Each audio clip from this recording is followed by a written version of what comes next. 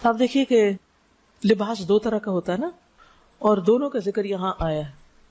ایک وہ لباس جو ہمارا ظاہری لباس ہوتا ہے، یہ ہمارے جسم کے عیب والے حصوں کو چھپاتا ہے، اور ایک ہمارا باطنی لباس ہے، اور وہ ہے لباس تقویٰ. وہ ہمارے لیے ہمارے جو اندر کی خامیاں اور کمزوریاں ہیں ان کو چھپاتا ہے. یعنی تقویٰ جو ہے وہ انسان کے دل کے اندر پائی جانے والی خرابیوں کا علاج ہے.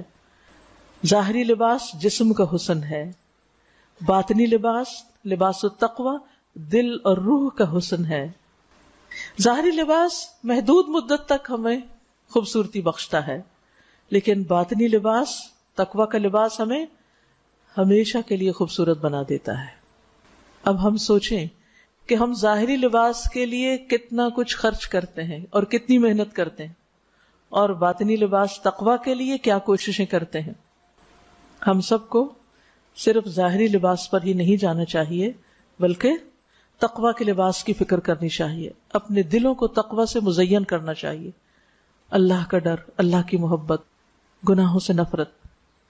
پھر فرمایا اتر جاؤ، تم ایک دوسرے کے دشمن ہو، اور تمہارے لیے ایک خاص مدت تک زمین ہی میں جائے قرار اور سامان زیست ہے. اور فرمایا وہیں تم کو جینا اور وہیں مرنا ہے، اور اسی میں سے تم آخر کار نکالے جاؤ گے.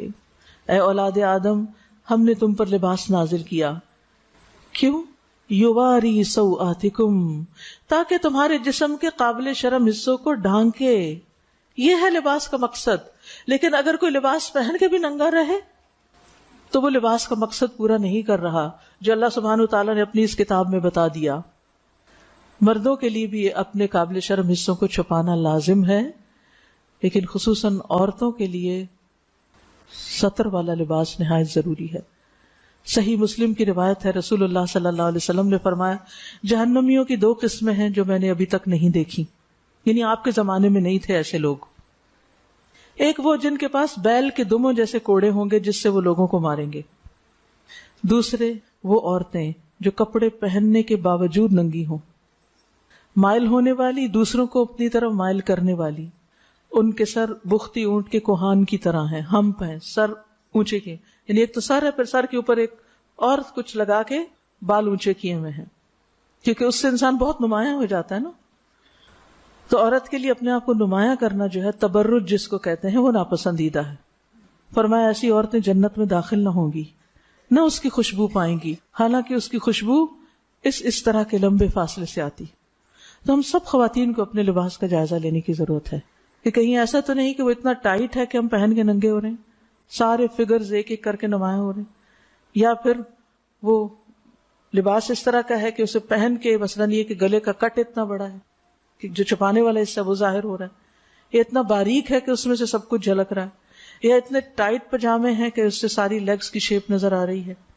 ان سب چیزوں کو ہمیں چیک کرنے کی ضرورت ہے کہ ہم کتنے دن ہیں دنیا میں. آخر واپسی کا لباس تو سفید لٹھے کا ہی ہے نا، کفن، آخر میں تو وہی پہننا ہے. اور قیامت کے دن تو سبھی ننگے اٹھیں گے، کسی کو کسی کی طرف دیکھنے کی ہوش نہیں ہوگی، اور وہاں جو چیز کام آئے گی وہ تقویٰ کا لباس ہے.